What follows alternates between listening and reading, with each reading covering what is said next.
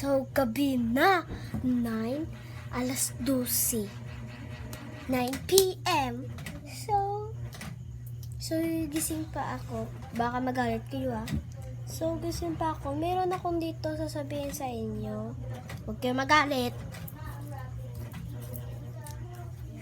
Bakit hindi kayo nagsusubscribe sa akin? Pero yung iba nagsusubscribe. Huwag kayo magalit. What if lang? What if? So, nakalimutan ko magsabi na what if. Ito yung post.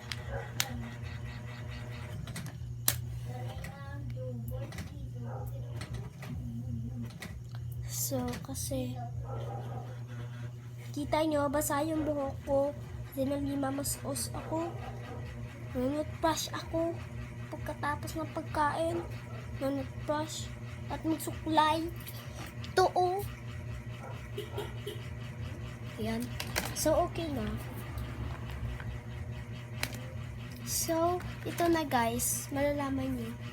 So, kaya ako nagbablog kasi na-miss ko kayo. So, ito lang yung sasabihin ko. Bye!